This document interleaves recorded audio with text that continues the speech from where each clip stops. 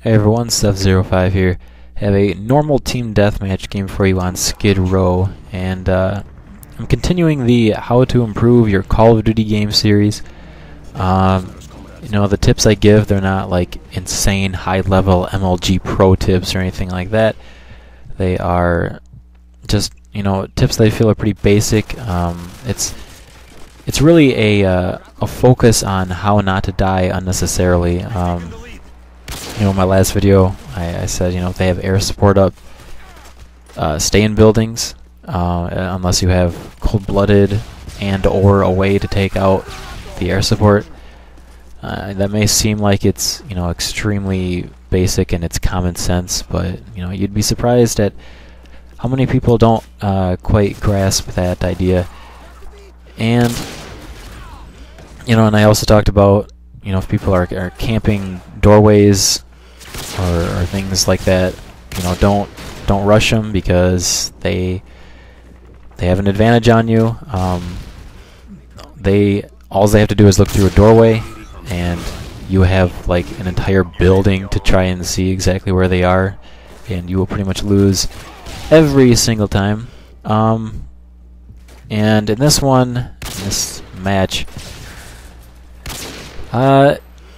this is kind of a map-specific tip, but if somebody is doing to you what I'm doing to the opponents right now, which is camping this little stairway and sniping down the hall, don't try and get them.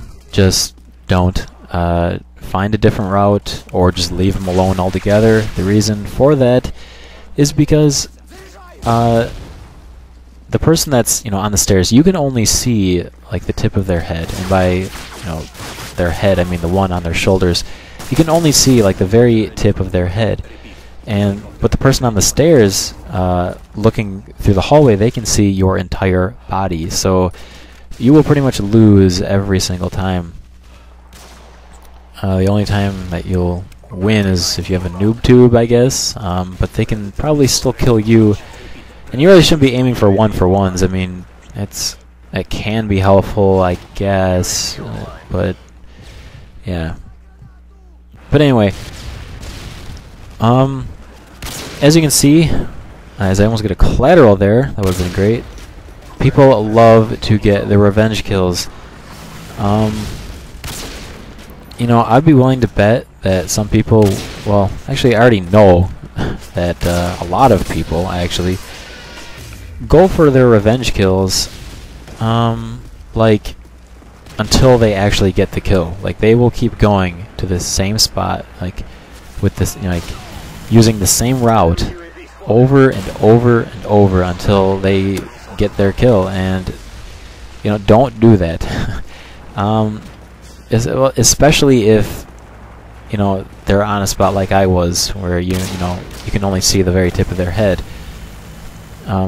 As you can see, somebody tried to throw a grenade at me, and you know, it's you know, a good idea that he tried to mix it up a little bit. You know, he's trying to throw an explosive at me, you know, a wide range of attacks. He doesn't have to like aim with it, but at the same time, I was able to kill him and then move out of the way. So that should give you a pretty good idea of how good that spot actually is. You know, the only way you could actually kill someone is, like I said, with like a noob tube or like a RPG, or you cook a frag. But he threw a Semtex, so I was able to get out of the way. And they are still, you know, coming down this hallway, and I guess this will actually bring up a good point, or a good tip.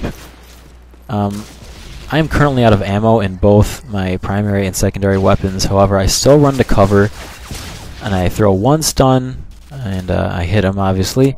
Throw my other stun, hit him again, and that gives me time to run away.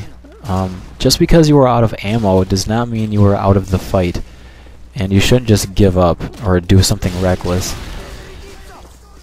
As you can see, it pays off, because I see this guy just jumping down. Kill him, take his weapon, and then kill his friend. So now I have a fresh gun.